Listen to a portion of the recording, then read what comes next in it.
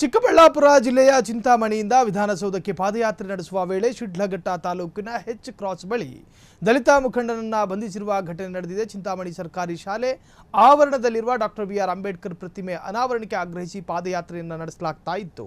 ಇನ್ನು ಇದೇ ಚಿಂತಾಮಣಿ ಶಾಸಕ ಹಾಗೂ ಚಿಕ್ಕಬಳ್ಳಾಪುರ ಉಸ್ತುವಾರಿ ಸಚಿವ ಎಂಸಿ ಸುಧಾಕರ್ ವಿರುದ್ಧ ಆಕ್ರೋಶ ವ್ಯಕ್ತಪಡಿಸಿ ಪಾದಯಾತ್ರೆಯನ್ನು ನಡೆಸಲಾಗ್ತಾ ಇತ್ತು. ದಲಿತ ಮುಖಂಡ ಈ ಪಾದಯಾತ್ರೆಗೆ ಜೆಡಿಎಸ್ ಹಾಗೂ ಬಿಜೆಪಿ ನಾಯಕರ ಬೆಂಬಲ ಸಹ ಇತ್ತು. ಆದ್ದರಿಂದ ಪಾದಯಾತ್ರೆಗೆ ಅಡ್ಡಿಪಡಿಸಿ ದಲಿತ ಮುಖಂಡನನ್ನ ಪೊಲೀಸರು ಬಂಧಿಸಿದ್ದಾರೆ ಎಂದು ತಿಳಿದು ಬಂದಿದೆ. ಏನು ಇವತ್ತಿನ ದಿನ ಚಿಕ್ಕಬಳ್ಳಾಪುರ ಜಿಲ್ಲೆ ಚಿಂತಾಮಣಿ ಟೌನಿನ ಏನು ಒಂದು ಸರ್ಕಾರಿ ಶಾಲೆ ಮುಂಭಾಗ ಬಾಬಾ ಸಾಹೇಬ್ ಅಂಬೇಡ್ಕರ್ ಅವರ ಪ್ರತಿಮೆಗೆ ಕೊಳುಕು ಬಟ್ಟೆಯನ್ನು ಸುತ್ತಿ ಸುಮಾರು ಒಂದು 8 ತಿಂಗಳಿಂದ ಅವಮಾನ ಮಾಡಿರ್ತಾರೆ. ಈ ವಿಚಾರವಾಗಿ ನಿರಂತರವಾಗಿ ನಮ್ಮ ಚಿಂತಾಮಣಿನ ಏನು ದಲಿತ ಹೋರಾಟಗಾರರು ಎಲ್ಲರೂ ಸೇರಿ ನಿರಂತರವಾಗಿ ಹೋರಾಟಗಳು ಮಾಡ್ತಾ ಇರ್ತಾರೆ.